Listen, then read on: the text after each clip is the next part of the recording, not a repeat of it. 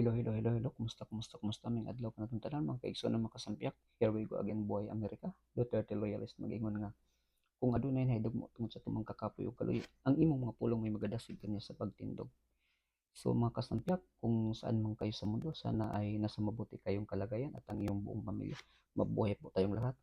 At sa mga hindi pa nakapagsampyak, kayo muli kong inanyayahan na magsampyak na lang itong muntik kong channel. So mga kasampyak, may ano lang tayo, may gusto lang akong pag-usapan natin kasi napagtanto ko na kawawa na tayo mga Pilipino dahil meron tayong colonial mentality, na meron yung mga nakaupo sa ating gobyerno. Sila yung gumagawa ng batas, nagpapanday ng mga batas, pero kaya nilang baliin yung batas. And in the beginning, or in the first place, freedom must never be compromised or oppressed. Kaya kung kaya't meron tayong tatlong sangay ng gobyerno or three branches of the government, yung legislative, which is under yung bicameral, yung lower house at senate. So meron tayong executive, which is the president and vice president, at saka yung department of justice, at saka judiciary, which is the chief of justice. So sila may iba't ibang functions para para sa checks and balances. Walang lamangan yan, iba-iba yung nila, functions nila para sa sovereign country natin, para ma-maintain talaga yung checks and balances. So mga kasampiak, so dito muna tayo sa sa legislative, yung sinasabing bicameral. So sila yung yung lower house or House of Representatives, sila yung nagpapanday ng batas para i-endorse doon sa upper house, whereas the Senate para ma-finalize yung batas para malalagdaan ng presidente. So ganun. So itong House of Representatives or lower house, i-compose siya ng 316 seats. 253 sa district representatives at 63 naman sa party list. Sa party list, diyan yung pinupugaran ng maraming mga makakaliwang grupo or NPA. Diyan nagpipenetrate si Satoru Campo, si Franz Castro para mangungulikta, para makakuha ng pundo, para makapag-recruit ng mga kabataan na dadalhin doon sa bundok to revolt the authority or to revolt against the government, our own government. So, kawawa, sila yung namamatay, piso lang yung binibigay sa kanila, pero itong mga leader nila doon sa yung mga congresswomen, kumukuha ng malaking pera para sa pansarili. So kawawa yung mga kabataan. So doon naman sa district representatives, combine yan sila lahat, at yung mga party list naghahaleluya sa kanilang puong may kapal na si Romualdez, kasi under sila ni Martin Romualdez ng Lakas CMD. Sila dyan, siya yung namamahala dyan since 25th of July 2022. At alam naman natin, yan, tinuligsa ngayon ni Tatay Digong, lalong-lalo na ni Spokes Harry Roque, na bawat isa sa mga congressman, bilyones yung nakukuha nila every year, yung pork barrel nila, iniba lang yung pangalan at walang resibo. So, kung kaya't, kawawa ang taong bayan kasi walang resibo. Imagine, bilyones yung nakukuha, tapos walang resibo. Tapos itong mga party list, yung mga pundo, kinuha nila dyan para mag-recruit lang, para gagawing NPA. Hindi alam ng mga parents na pumunta na sa bundok yung mga anak nila at nabalitaan lang na mamatay, ganon. So, wala, kawawa talaga. So, dito naman tayo sa sa Senate. Sa Senate, meron yang 24 seats, 24 senators. So, each elected to a 6-year term. So, gano'n pa rin same as ano, lower house, eh, wala pa ring resibo, gumastos sila, walang resibo. Pati nga yung mga building na gagawin nila diyan, pinag-awayan nila, bilyones yung gagastusin nila daw diyan, yung plano nila. So, wala, kawawa tayo. Tapos dun sa executive naman, ang function naman ng executive, alam naman natin na under sa executive, diyan yung president at saka vice president at saka Department of Justice. Nandiyan si Sara, si VP Sara, tapos nandiyan si Remulla, si Bonjing, yung function ng Department of Justice para sa foreign policies, sa treaty, yung mga dirian natin sa ano, yung West Philippine Sea, so ganun, or China, anong tawag diyan. Tapos meron tayong ano, judiciary, yung Chief of Justice. So tatlong sangayan ng gobyerno, ganun. So ano, balikan natin yung ano, bakit ba kawawa at bakit ba na oppress na yung ating kalayaan.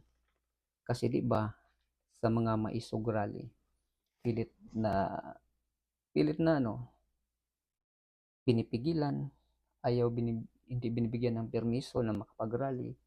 Kung saan sila mag-rally, nilagyan ng traktura.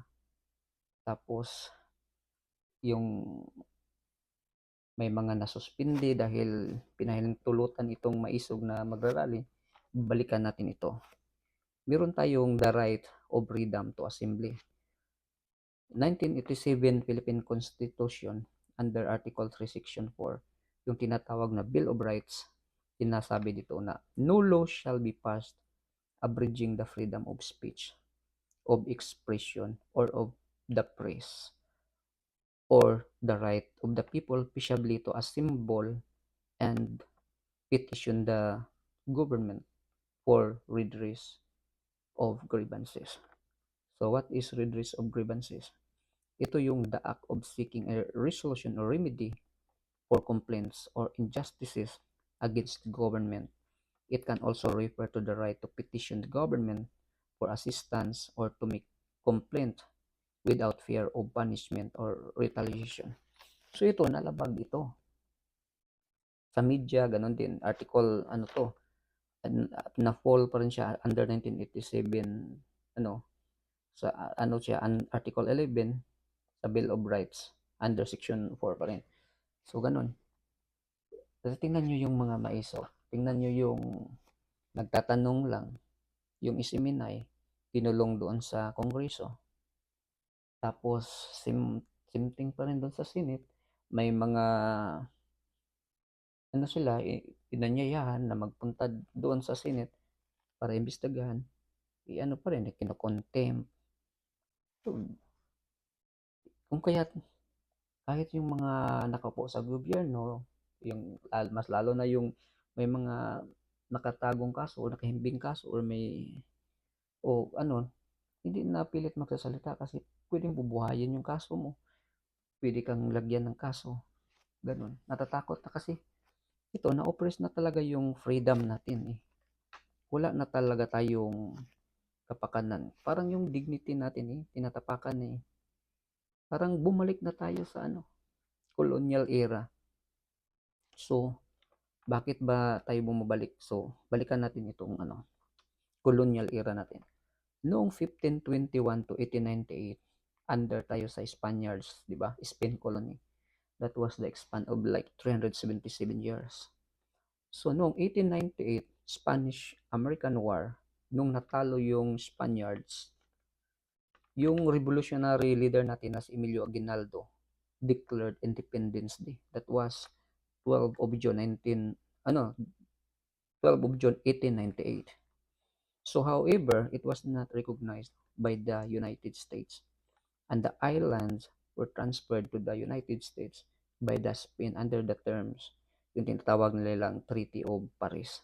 Kasi nung natalo sila, tapos nagbayad sila sa ano, sa Amerika ng 20 million US dollars. But eventually, or finally, it was recognized yung Independence Day natin noong 4th of July 1946. Kung kaya't nag-celebrate nga tayo ng Independence Day natin kamakailan lang, noong 4th of July. Same 4th of July dun sa Pilipinas, same thing dito sa Amerika. So we have this same 4th of July Independence Day. So that was when? That was like following nearly like 50 years occupation. So almost 50 years nag-stayed yung Americans doon sa ating bansa. Ganun. So bakit ko ba nasabi na pabalik tayo? Kasi isipin natin, parang bully lang sa school. Parang yung nabully sa school. Tapos naging bully din. Tapos mapagtanto natin, mapag-isip tayo na kung kailan tayo, ilang dekada na tayong lumaya doon sa colonial era nung sinakop tayo ng Spaniards, Hapon, ng Amerika. Tapos babalik tayo doon. Tapos sarili pa nating kadugo yung yumuyurak sa karapatan natin. Yung pagbawalan tayo. Di ba masakit, no? Kung kaya't kahit sa school, ito din, no? Yung sistema. Go to the school, get a degree, get an education. For what? To become a worker. It is not bad naman to get an education. Pero hindi yan, sa world standards, ganun, get a degree, get an education. Pero hindi yan. Ito yung, gusto nilang, kapag, mag-aral ka, magkapagtapos ka, para magiging worker ka pa rin ng mga, it is a systemic, para magiging worker ka sa government, worker ka nitong mga oligarch or hindi hindi sinasabi or hindi tinuturo sa school ano ang work ng money, ano ba yung pera, ano ba, hindi tinuturo yung what is inflation, what is high inflation, what is recession. Alam naman natin yung inflation, ang inflation is yung biglaang pagtaas ng mga bilihin dahil sa domino effects yung nangyari katulad ng pandemic, war. So ang nangyayari, biglang tumaas yung mga bilihin. Yun yung tinatawag na high inflation. So, we are now on the state of recession. Sa recession naman, itong for example, a certain company, hindi na sila mag-produce ng product kasi wala nang bibili. Kasi wala na, kasi magtanggal sila ng mga workers kasi wala nang bibili ng sobrang mga product. Tapos kulang na sila ng workers, kunti lang yung mga product. So yung production, mass production, kumukunti. Tapos itong government, mas lalong tataas yung inflation kasi print ng money pero wala ng value. Ganun yun. Kung kaya, lalo na sa mga OFW, ito yung nakatulad ko, ito yung sasabihin ko sa inyo. Huwag habang buhay na magtatrabaho dyan sa ibang bansa para lang ipadala sa mga, okay naman tutulong tayo sa parents natin, sa mga kapatid, sa mga relatives natin, pero huwag lang bigay ng bigay. Kasi hindi tayo habang buhay na malakas, tatanda din tayo. Ang gagawin nyo, invest your money. Paano? For example, entrepreneurial business. Halimbawa, katulad ko, nakabundok ako, bibili ako ng lupa. Kasi yung lupa, habang tumataas, habang gumugulong ang panahon, tumataas din ang value ng lupa. Hindi yan bumababa. So that's like a real estate business. Bibili ka ng house and lot, tapos renovate, tapos binta mo or paupahan mo. Tapos pag wala, sabi ko, hindi man ganun kalaki yung kita ko. Pwede ka rin namang pag taga-bundok ka, bibili ka ng livestock. So pag bibili ka ng livestock, mga kambing, baboy, mga baka, ganun, kabayo. Tapos ipaalaga mo doon sa kapitbahay mo, sa mga relatives mo, sa mga kapatid mo, pinsan mo. At the same time, nakapagbigay ka pa ng trabaho sa kanila. Tapos nakapag-generate ka ng income, may babalik pa sa'yo. So, nagro-roll yung money. Hindi mixed na, hindi katulad bigay ka ng bigay, walang babalik sa'yo. Kawawa din sila. Kasi para lang yung gobyerno nagbigay ng ayuda, walang mapuntahan. Di ba? Yun lang yun. Sa real estate business, ganun pa rin. Ganyan yung ibig kong sabihin sa inyo mga kasambiyak. Kung kaya't itong, systemic talaga yan. Gusto lang ng gobyerno na sila yung kumikita. Gusto lang mga nakaupo sila kumikita, tayo magiging lang nasa baba. Kasi pag aangat ka na, umasenso ka na, kung anong iutos nila, hindi ka na magiging sunod-sunuran. Tataas na yung sungay at pangil mo. Kakagatin at susuwayin mo na sila. Kung kaya, very systemic yan. Kung kaya, kayong mga nasa ibang bansa, katulad ko, ito lang sasabihin ko, it's not advisable. I'm not your financial advisor, but it's not advisable to put your money in the bank. Yung pira nyo, ilagay nyo sa bangko. Yung mga necessities lang, for example, hospitalization, or pang gas nyo sa mga vehicles nyo, or pang sweldo nyo pag meron kayong mga workers. Yan lang yung ilalagay nyo sa bangko. Huwag nyo ilalagay sa bangko lahat kasi annually, magkano lang yung babalik nyo? 4%, ganun. Put it in the real estate business, entrepreneurial business, or stock market, where kahit natutulog kayo, yung pira nagtatrabaho para sa inyo. Hindi sa nagtatrabaho ka para sa gobyerno, nagtatrabaho na nga tayo para sa ibang lahi. Tapos pag uwi natin, matanda na tayo, magtatrabaho pa na tayo. Hindi, magiging kawawa tayo. So be practical, mga kasambiyak. Ako naawa din sa sa bansa natin, naawa sa mga kapwa natin, naawa sa sarili.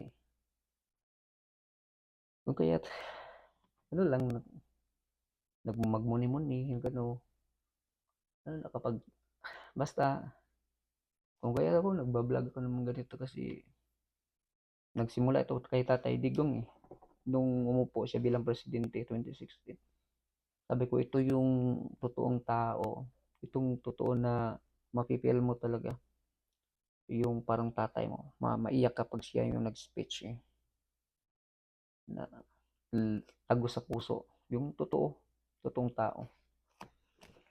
Kung kaya't hindi ko ipagpapalit ng milyones na pira. Parang gold treasure yan yung mga Duterte. Kung kaya't basta tayo kung saan man yung anong ini-endorse ni Tatay Digong, yung iba gusto nila kung basta ako both street talaga ako, kung bahala na. Kasi sa numbers game talaga. So sana tatakbo lahat ng mga Duterte sa anong posisyon na mataas sa gobyerno. Basta tayo mga kasambiyak, dasal-dasal lang tayo. Kasi wala na tayong maasahan pa sa gobyerno natin. Kung hindi mga sarili natin, at saka magmasid tayo at gagawin natin yung tama. At mag-speak out tayo kung ano yung nasa isip natin, kung ano yung tama, ano yung mali. So mga kasampiyak, hanggang dito na lang. Maraming salamat po.